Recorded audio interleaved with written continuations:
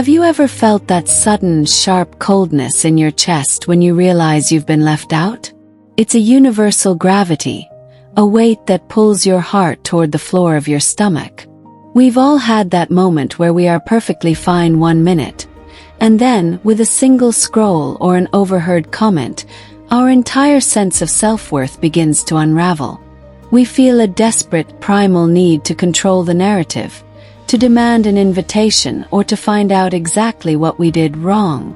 This is the perfect lens through which to view our pathological need for control. Imagine you are sitting on your couch just like I was not too long ago.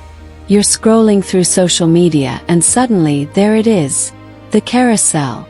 You see photo after photo of an epic girls' weekend away. Tan faces, glowing under the sun. There's brunch with overflowing mimosas, groups dancing in crowded bars, laughter caught in blurry candids, swimming, shopping, and cocktails at sunset. You zoom in, pinching the screen to see the group shot, and you realize you know every single face. They are the women you raised your kids with, the ones you shared soccer carpools and date nights with. And you weren't invited. The insecurity isn't just a thought. It's a physical sensation of sinking into the cushions, feeling smaller and smaller. You start to play the stalker role, poring over every account, asking yourself, when did they plan this? Why wasn't I included? Are they mad at me? Why do we do this to ourselves? Why do we allow the actions of people who are simply living their lives to turn us into victims in our own living rooms? What would you do if you weren't afraid of their opinion? What would your day look like if you didn't feel the need to smooth things over with people who haven't even attacked you? The solution to this exhaustion isn't found in a belated invitation. It is found in a two-word realization that shifts the entire power dynamic of your life.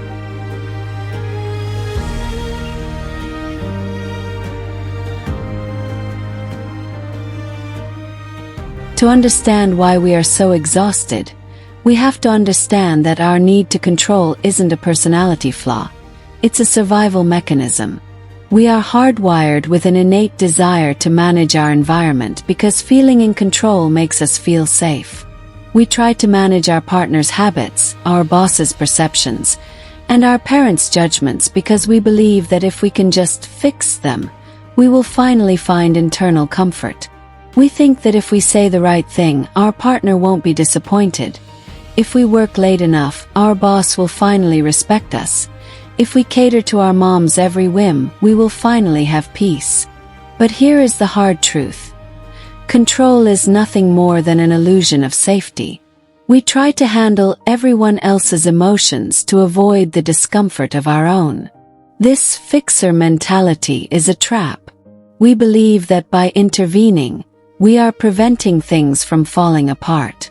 In reality, the more we try to manage situations that aren't ours to steer, the more our anxiety increases. We aren't calming our fears. We are amplifying them. We become prisoners to external forces, letting trivial nonsense dictate our mood and drain our motivation. Think about how much energy you've wasted trying to influence someone who has no intention of changing. The grip you have on life, the constant monitoring, the worrying, the hovering, is actually what is making you slip. You are fighting against a fundamental law of human nature. You can never control or change another person. The only person you are in control of is you. When you realize that your safety doesn't depend on their behavior, you can finally stop the frantic, exhausting work of trying to be everything for everyone else.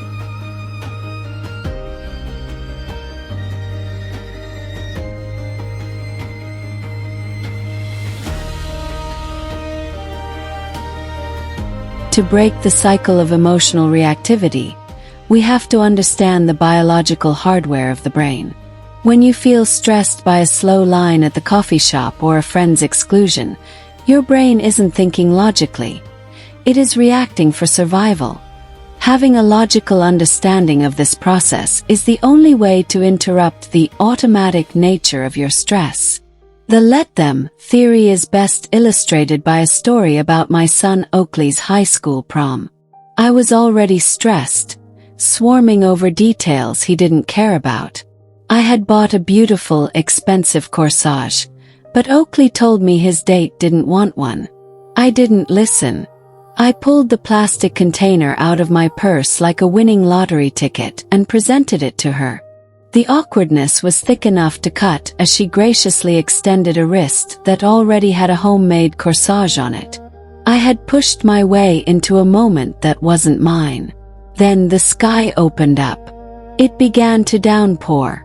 A literal deluge. 20 kids in black tie were about to head to Amigos, a tiny taco bar the size of a shed, with no reservations and no umbrellas. I was frantic, searching my phone for a better restaurant, yelling to other parents about pizza delivery. That's when my daughter Kendall grabbed my arm and looked me in the eyes. She said, "You're being annoying. Let them show up to prom in wet tuxedos and dresses. Let them go eat where they want. It's their prom, not yours." The effect was immediate. Something inside of me softened. I watched Oak and his date run into the storm, mud splashing up onto her gown, his brand new sneakers getting ruined in the puddles. And I didn't care. It was actually beautiful. This is what the theory looks like in action. A neurological reset switch.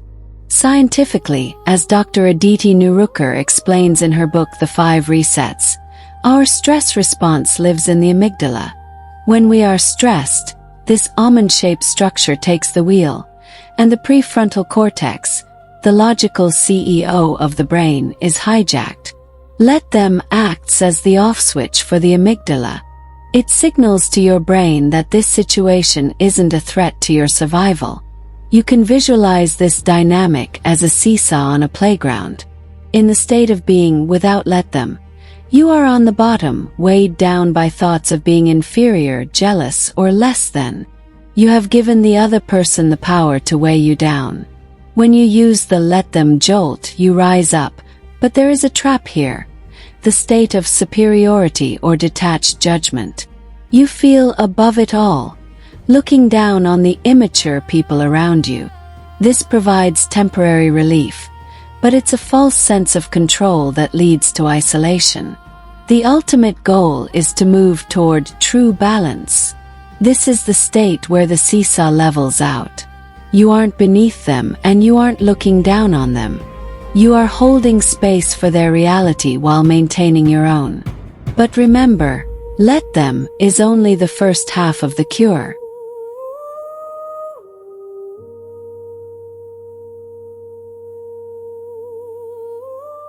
While let them provides the peace of detachment, it can lead to a dangerous isolation if you stop there. Superior detachment can easily turn into a life of sitting alone on your couch, morally superior but completely disconnected. This is why let me is the essential power move. If let them is about releasing their power over you, let me is about taking your own power back. Peace is the foundation, but action is the skyscraper. I realized this when I looked at that photo of the girls' weekend again. After the initial sting, I used let them. I let them have their trip. But then I had to look in the mirror and ask the let me questions. I had to be honest. I hadn't reached out to these women in years. I had been too busy with work. I hadn't made an effort to plan anything. Let me take responsibility for my role in this. Let me stop expecting an invitation I didn't earn. Let me decide if I actually want to rekindle these friendships or if I'm just reacting out of ego. This is the shift from victimhood to personal responsibility. No one is coming to rescue you. No one is coming to pay your bills, fix your social life, or motivate you to reach your goals. Your life is entirely your responsibility.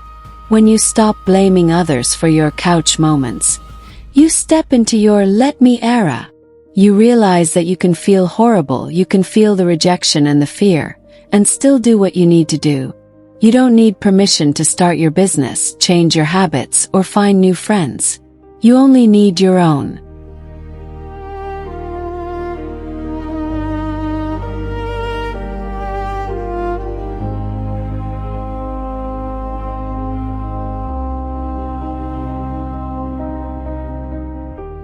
The real test of any theory is how it survives the messiness of the real world. We have to stress test these ideas in our most difficult relationships. Take work stress. We've all dealt with a boss, Steve. Someone who promises a promotion that never comes. You hit your numbers, and yet they string you along with excuses about company profits. You can spend your nights fuming at the Zoom screen, or you can use the theory. Let them string you along. By letting them do this, you aren't being a doormat. You are observing the truth of the situation. Once you accept that Steve will never value you, the let them gives you the clarity to move to let me. Let me update my resume.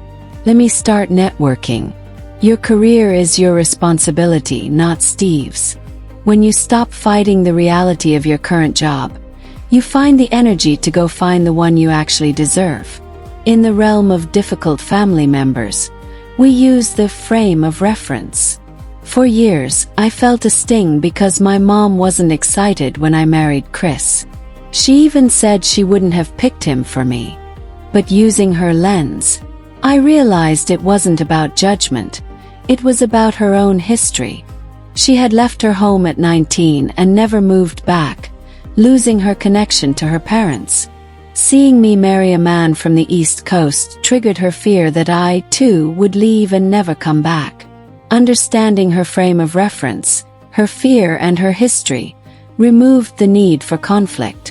I could let her have her fears, and let me love her while still living the life I chose. Finally, we apply this to the torture of comparison. My friend Molly, a talented interior designer, spiraled when an irritating neighbor with no experience started blowing up on social media with a beautiful website. Molly felt like her success was being stolen. But jealousy is actually an invitation from your future self. If that neighbor can do it with no experience, let them show you the formula. Instead of self-torture, let me put in the reps. Let me do the boring, uncomfortable work of marketing that I've been avoiding.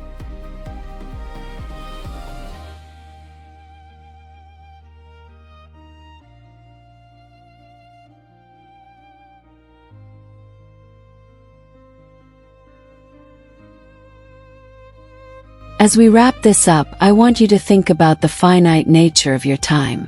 Peace isn't just a nice-to-have luxury. It is a non-negotiable priority because your life is moving faster than you think. Why do we waste so many of our precious seconds being worked up about things that don't matter? I remember standing in my kitchen, watching my husband fix Oakley's bow tie before that prom. In that quiet moment, I realized that time is like a melting ice cube. 1 minute it's there, solid and full of potential, and the next, it's a puddle on the floor. You cannot stop the ice cube from melting. You can only choose how you spend the time before it disappears.